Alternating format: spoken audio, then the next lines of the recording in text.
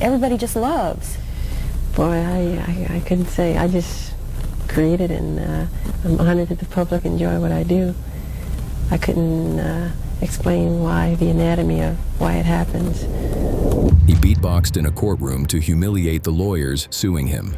He stared down the most powerful journalist in America and never once blinked.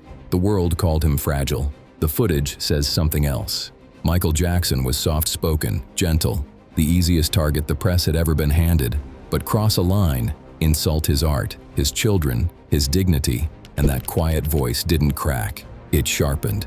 These are the moments the king of pop shut his interrogators all the way down. Long before the tabloids turned vicious, the reflex was already wired in.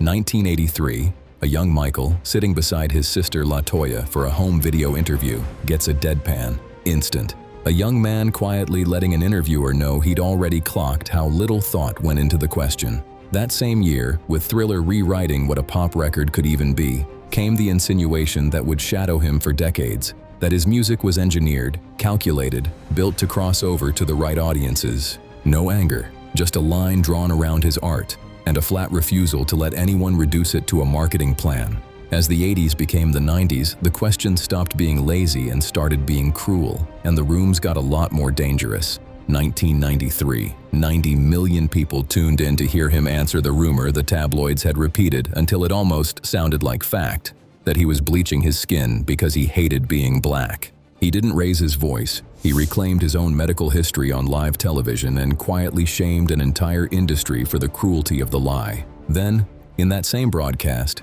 came the other narrative he was tired of, that he was a product, a dancer standing in front of other people's songs. No real musician underneath, no rebuttal required.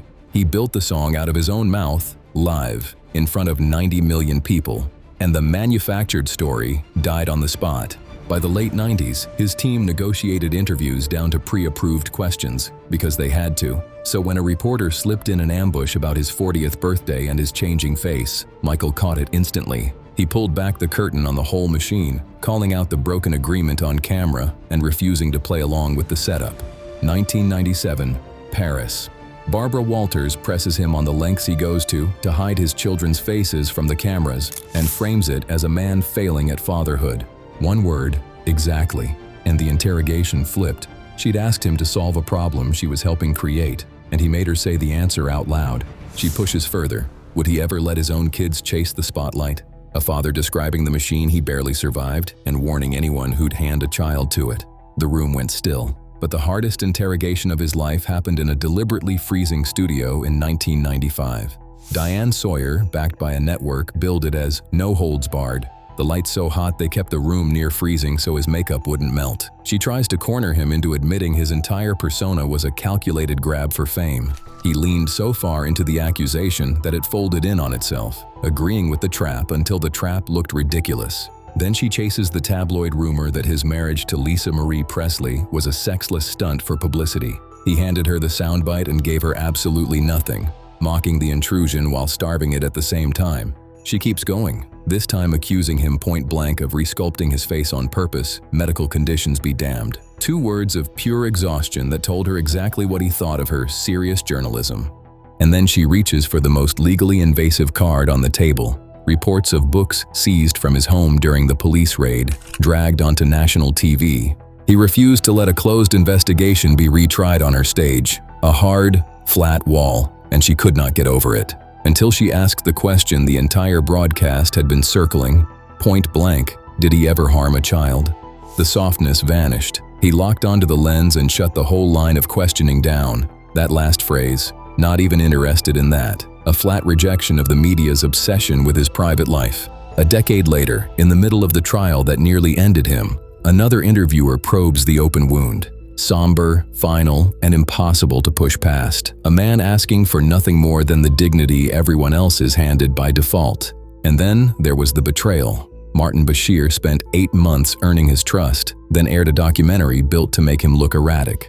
On camera, Bashir keeps accusing him of lying about his surgeries, pushing past every polite answer, until the polite answer ran out. A rare, explosive crack in the calm.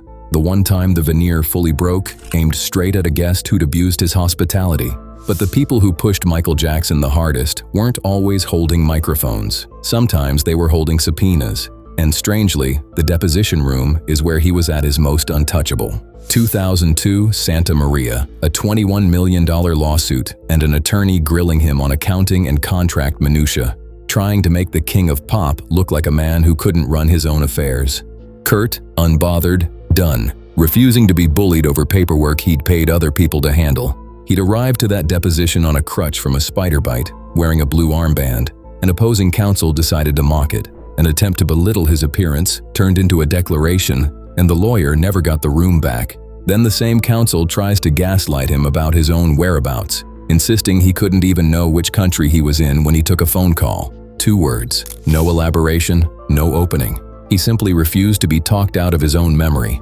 But for the lawyers who really wanted to humiliate him, the single worst place to try was anywhere near his music. 1993, Mexico City, heavily medicated, in pain from dental surgery, sat for a copyright deposition by attorneys convinced he was an uneducated pop star who couldn't read a note. They badger him about whether his hits are just common musical phrases.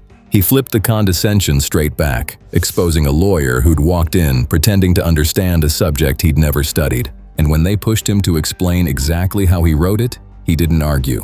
He closed his eyes. He performed the song into the legal record and made their whole line of attack obsolete. You can't accuse a man of stealing music while he's composing it in front of you. But the single most audacious moment came in 1994 in Denver, where an unknown songwriter claimed he'd stolen the track, Dangerous. Exhausted by the parade of people trying to take his work, Michael stopped waiting for his own lawyer to do the job. A global icon hijacking the legal mechanism itself, calmly mocking a process he'd come to see as predatory. He won the case easily. The 2 songs sounded nothing alike. For 30 years, the story was that Michael Jackson was fragile, too gentle, too strange, too soft to defend himself. But the footage tells a different story. He didn't raise his voice to shut a room down. He used sarcasm, silence, the cold, hard fact, and when he had to, his own genius. The world kept handing him interrogators. He kept handing them back something they never saw coming. A man who knew exactly who he was and refused to let anyone tell him otherwise. So the next time you hear that soft voice and mistake it for weakness, remember what happened to every single person who did.